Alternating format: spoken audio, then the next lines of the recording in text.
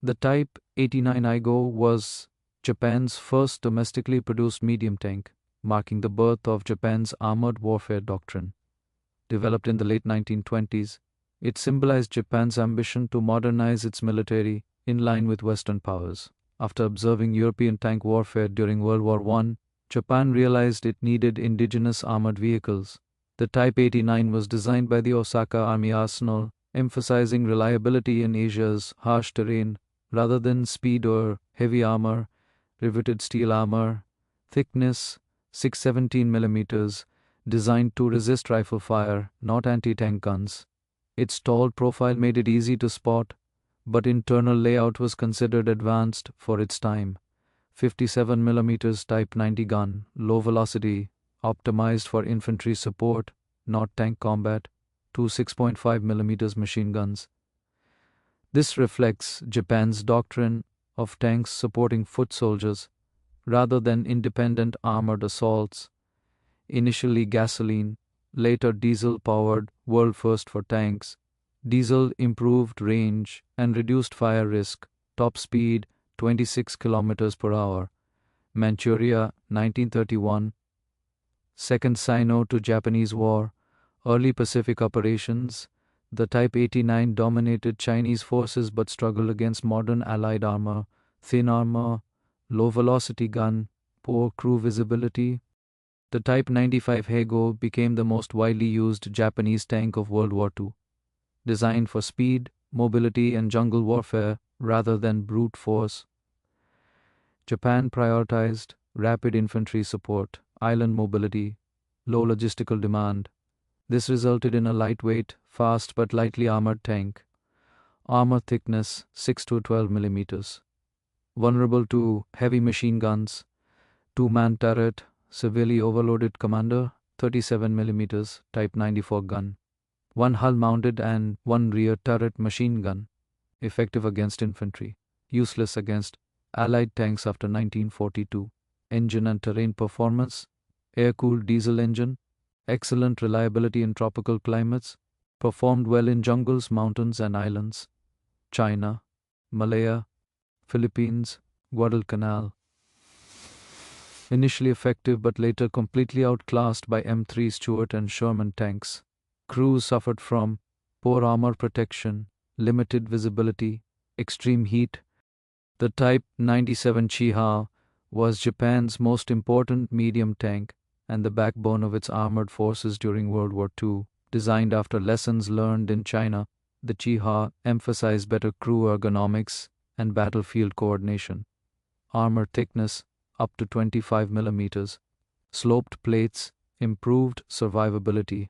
Still underprotected by Western standards. Early 57 millimeters low velocity gun.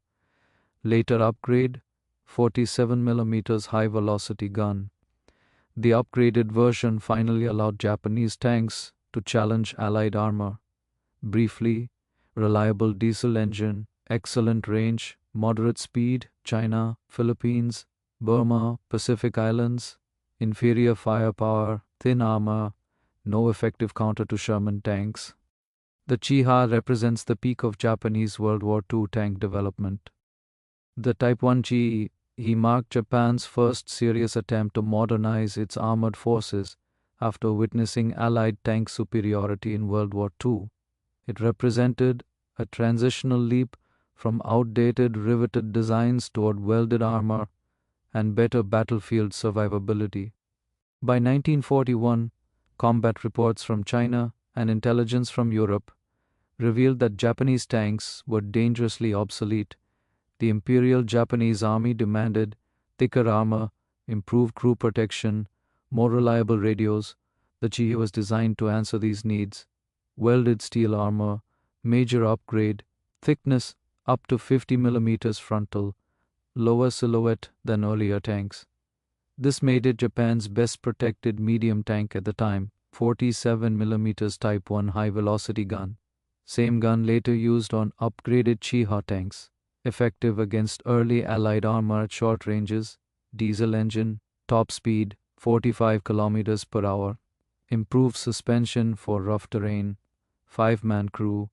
commander finally freed from loading duties, better internal layout and optics, extremely limited deployment, mostly stationed in Japan for homeland defense, rarely saw direct combat, produced too late, underarmed compared to Sherman tanks, industrial shortages, restricted numbers. The Type 3 Chinook was Japan's direct response to the American M4 Sherman, representing the first Japanese tank truly designed for tank versus tank combat. By 1943, Allied tanks dominated every battlefield. Japan urgently required larger gun, better penetration, improved turret design. The Chinook was rushed into development under extreme wartime pressure, frontal armor 50 mm, boxy turret design, armor still inferior to Allied standards, 75 mm Type 3 gun, derived from anti-aircraft artillery, capable of penetrating early Shermans at close range. This was Japan's most powerful operational tank gun of World War II. Diesel engine, moderate speed, poor cross-country mobility compared to Allied tanks, fewer than 200 units built, never deployed overseas, reserved exclusively for defense of the Japanese home islands. Allied invasion never occurred. Fuel shortages, air superiority rendered armored formations vulnerable. The Chinook proved Japan could build competitive tanks, but far too late. The Type 4 G2 was Japan's most advanced wartime tank design, a true rival to Allied medium tanks, had it reached a battlefield. After devastating losses and constant bombing, Japan finally prioritized quality over quantity.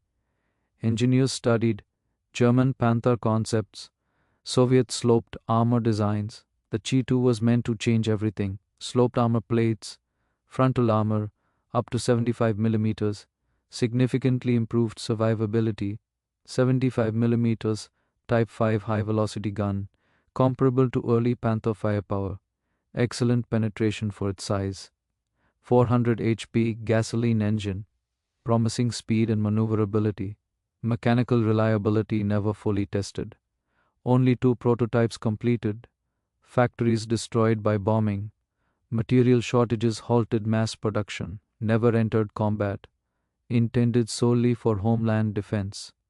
The G2 represents Japan's unfinished potential, a tank that arrived too late to matter.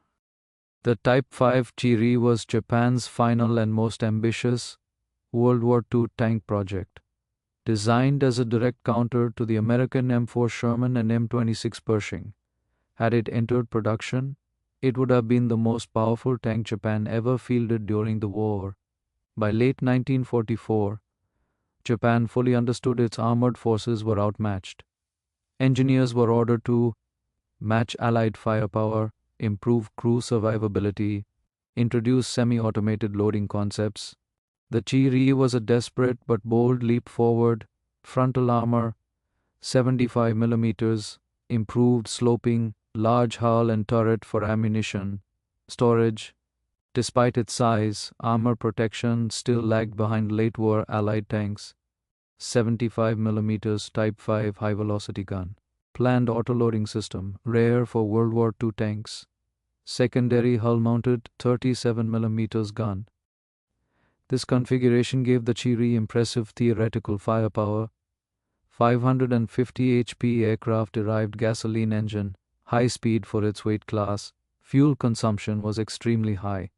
Only one incomplete prototype, bombing destroyed production facilities.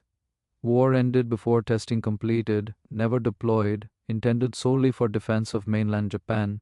The Chiri symbolizes Japan's technological ambition crushed by industrial collapse.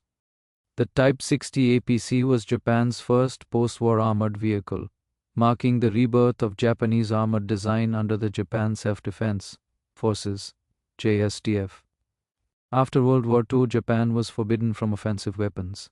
Vehicles had to be defensive in nature, lightweight, compatible with US doctrine. The Type 60 reflected these restrictions: thin steel armor, protection against small arms only, compact hull for road mobility, 50 caliber M2 Browning machine gun, 7.62 mm secondary machine gun, no cannon due to constitutional limits, diesel engine, Road speed prioritized over off-road performance, limited troop capacity, entered service in 1960.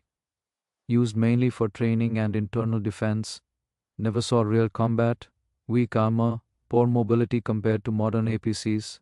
Obsolete by the 1970s, the Type 60 laid the groundwork for all future JSDF armored vehicles. The Type 61 was Japan's first true main battle tank, signaling Japan's return to heavy armored warfare during the Cold War. Facing the Soviet threat, Japan needed a modern tank, NATO-compatible design philosophy, strong defensive capability.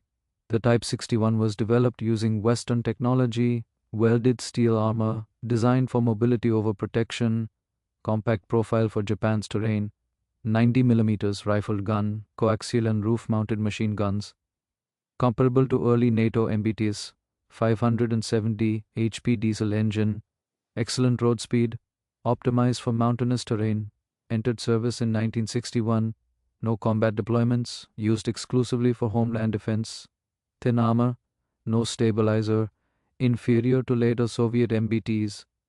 The Type 61 marked Japan's transition into modern armored warfare doctrine. The Type 73 APC was developed to replace Japan's aging post-war armored carriers and finally provide the Japan Self-Defense Forces, JSDF, with a modern battlefield-capable troop transport. By the late 1960s, global armies had shifted toward mechanized infantry doctrine, amphibious capability, better crew protection. Japan followed this trend cautiously under its defensive constitution, welded steel hull, protection against small arms and shell fragments, low silhouette for ambush-heavy terrain, 12.7mm M2 heavy machine gun, secondary 7.6 2mm machine gun, focused on suppression, not direct assault, Mitsubishi diesel engine, fully amphibious with water jets, excellent cross-country performance, crew, 2, infantry, 8 fully equipped soldiers, entered service in 1973, still in limited use today, used primarily in training and disaster response, thin armor, no cannon, outdated electronics. The Type 73 became the backbone of Japanese mechanized infantry for decades.